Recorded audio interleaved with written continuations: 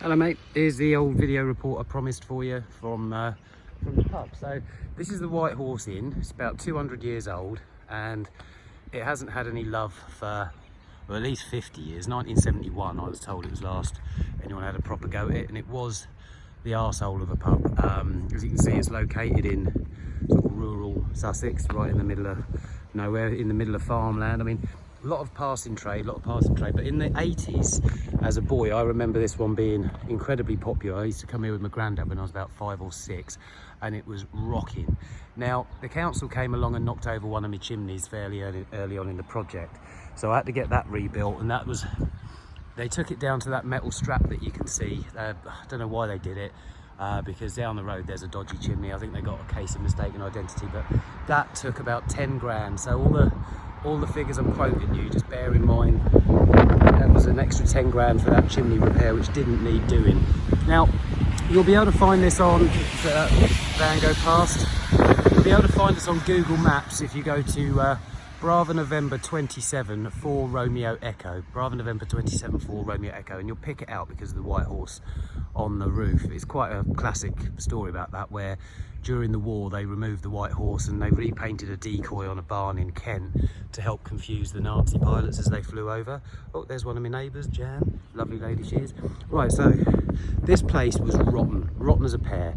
Windows were rotten, everything was rotten. The guttering was the original 200-year-old, so I've replaced all the guttering, taken all the old electrics, all the old sodium lamps off, because there's a lot of sodium lamps and they're not very energy efficient. So I've got an LED lamp up the front there. Basically, we got another neighbour volunteered, and basically he's rebuilt the windows pretty much out of putty and filler and all of that, and he's got all the rot out. And okay, I can't afford new windows at the moment, but he's easily bought me another 4 or 5 years to be able to save up for them. I mean, they're a bit sweet shop, but you know, that's what it's known for at the minute. So if we go in, bear in mind everything in here is new. If you want to have a look at previous parts, I've kept Sharif and Andrew have stayed updated throughout. So let's go in and have a look. Let's just let the camera adjust. So right, where do we start? This is a whole new bar. Old one was rotten as a pear and just didn't work. It was the wrong shape, wrong size for modern day standards. So floor sanded, because that was a horrible dark mahogany colour. Every single wall without exception went back to brick, because the plaster was all blown and rattling. And over here you had old lards and lime plaster, which you got 100 years life on lime plaster. They'd been in 200 years, so they just turned to dust in my hands. So let's go through and have a look at what we got. So this is my bar area. I've custom built a table here. We had a load of picnic tables in the garden where the legs were rotten, but the rest of the timber were fine. So took these away, stripped the wood down, got the good wood out, and remade that table there. So this is the bar area, and as I say, everything has been rebuilt from scratch. It's a bit difficult with that sun on my back. I'll go behind the bar in a minute.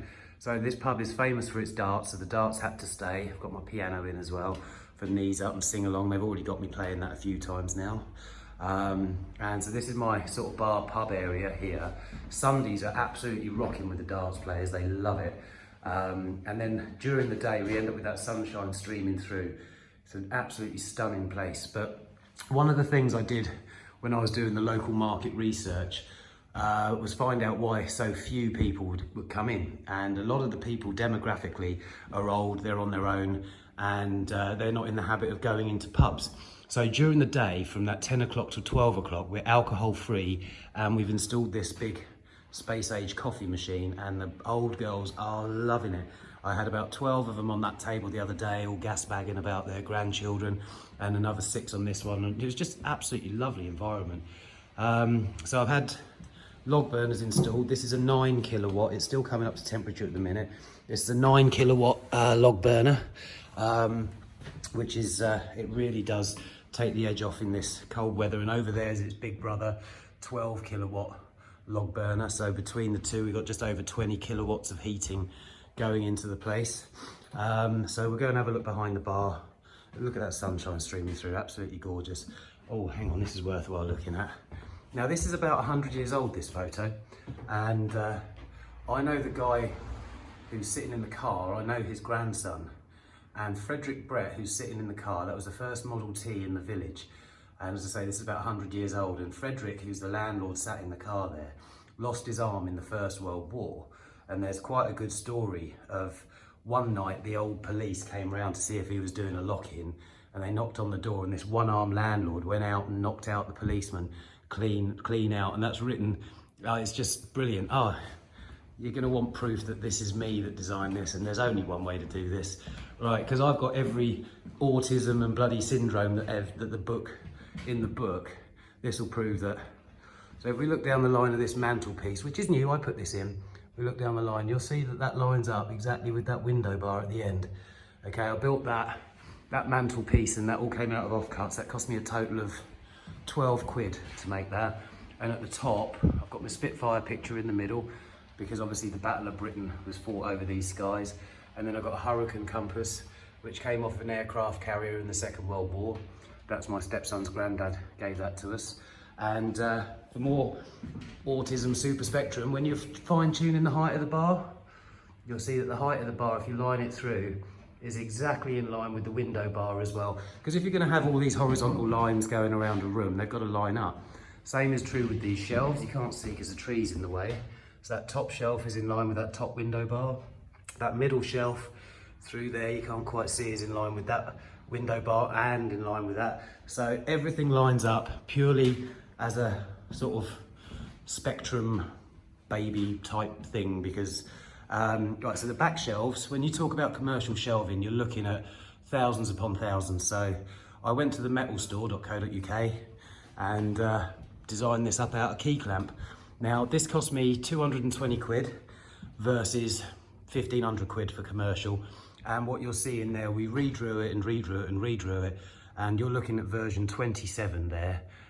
It's gone down, it's got universal appeal. Now you're obviously going to want to know what beers I'm selling, because that'd be, so at the minute I've got Stella. Oh yeah, here we go, here's another TISM moment. You see that beer bridge there? Bloody hard to get hold of, and I had to get that one because it's in line with the back shelves, which is in line with the window bar, which is in line with the, yeah, TISM Central. So we've got Stella, then I've got Corona. I haven't switched my lamps on, that's a bad idea. Camden Hells, got your cider, Orchard Pig Reveller. Then I've got Neck Oil by Beavertown, which is a lovely drop. And then Bones Lager. And because I know the rep, I've known the rep for these guys about 15 years. And he's given me a local exclusivity deal on these, so no one else in the local area. So that's your lager and your cider, and the coffee and hot chocolate drinkers, and your peppermint tea drinkers all sorted. And then I've got Harvey's Best, because we're a Sussex pub and not having it is suicide. I've got Longman Rising Giant, which is an American pale ale, stunning drop, that one. And the Longman Best, which when that one runs out, I'm going to put on a more seasonal one for Christmas. There you go, we're burning up nicely there now. Oh, I've put external air kits on this because this pub used to have, let me just turn that burner down, there we go. This pub had a big problem with the extraction in the kitchen. When the extraction in the kitchen went on, it created quite a big pressure differential, and it pulled all of the smoke out and into the room. So this pub, more often than not, was full of smoke. So that's why nobody came to it. Okay, there's my 12 kilowatt burner, looking good. Right, so this is more the dining area. It's a bit bare at the minute because I haven't rushed to put any old shit on the wall. You can see the lighting design that we've done. These are all LED. Whilst they look like, let me just turn those front table lights on. There we go. Whilst, oh, wrong one, front tables, twat. Whilst they look like the old filament bulbs, they are in fact LED, so they draw about 5% of the juice that filament ones would do, but they really look the part. So the lighting scheme that we've gone to has been a classic thing. Now, this is the restaurant side. It's a bit bare at the moment. We're hosting a big buffet in here tomorrow, but at the back here, we've got what's sort of colloquially known as the snug. It's a bit of a tucked back area. Now, I've eaten my dinner in there a couple of times and it feels like a naughty corner because it's so out of the way. So, oh yeah, and I've got 2 tons of logs there. Part of the reason that I'm going to logs is to get away from gas and electric, because part of the ethos of this project, we get quite a few power cuts out here. So without the power, which obviously drives air source heat pumps and traditional, radiators, central heating, I'm going for log fired. So if we have a power outage, I can still heat people. Now, this is a bit difficult to see, but Along there, I'm going to build a counter, okay, with no flaps or hatches in it, okay, which is then serviced by the door at the back here, which you can see. So a member of staff can come through there to the counter across here, and then have a village shop at the back there, because we are, if you run out of sugar or milk, it's a half-hour round trip to where we are. So if you run out of gravy on a Sunday, pop down the pub, grab yourself a gravy, bump into your friend. Hello, Dave, I'll stop for a couple of pints with you. Lovely, you come down intended to spend £1.50, and I've actually got £8 out of you instead. So let's have a quick look behind the bar. All built from scratch. So everything, I think it was beginning of September we smashed this bar apart.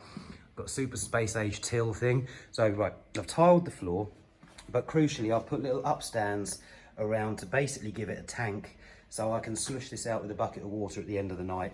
None of my products get wet or anything like that. All new bar kit gone in. You've seen this obviously from the other side. Whilst I'm here, I will turn on the bar lights.